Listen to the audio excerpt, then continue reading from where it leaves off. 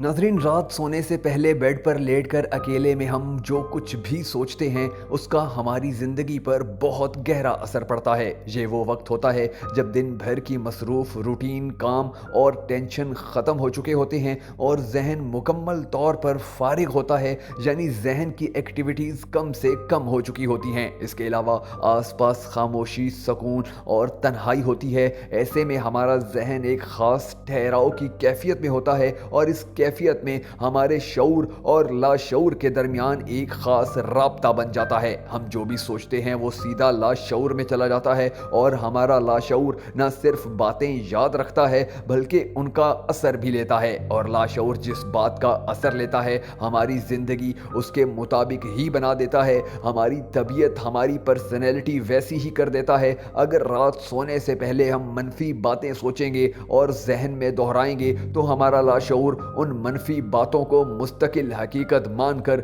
हमारी ज़िंदगी पर लागू कर देगा, हमारी ज़िंदगी वैसी बना देगा। मसलन अगर कोई अपने जहन में रात को ये सोचता रहे कि मेरी तो किस्मत ही ख़राब है, तो उसका लाशऊर उसकी ज़िंदगी को ख़राब किस्मत मानकर वैसा ही सब कुछ सामने लाना शुरू कर देगा। इसी तरह रात की इस जहनी कैफियत से हम फ़ायदा भी उठा सकते हैं। रात सोने से पहले अगर हम मुस्बत बातें सोचें और दोहराएं और अपने कल और आइंदा ज़िंदगी के लिए अच्छे और मजबूत इरादे करने लग जाएं तो हमारा कल का दिन और फिर ज़िंदगी यकीनी तौर पर बदल सकती है। अगर आप रात को मनफी बातें छोड़कर मजबूत इरादे और मुस्बत सोचना शुरू कर दें तो अगला पूरा दिन आपका बहुत मुस्बत और मोटिवेटेड रहेगा। मनफियत आपके जहन में आएगी ही नहीं और रोज़ाना ऐसे करने से आपकी पूरी ज़िंदगी ही मुस्बत हो जाएगी और सब कुछ बेहतर से बेहतर होता चला जाएगा। कुदरत का इस कायनात और दुनिया के लिए एक कानून है जिसे लॉ ऑफ अट्रैक्शन कहा जाता है। इस कानून के मुताबिक जब हम अपने जहन में कुछ सोचते हैं तो हमारे जहन से इस मखसूस सोच की एक ख़ास किस्म की शुआएं निकलती हैं जो कायनात की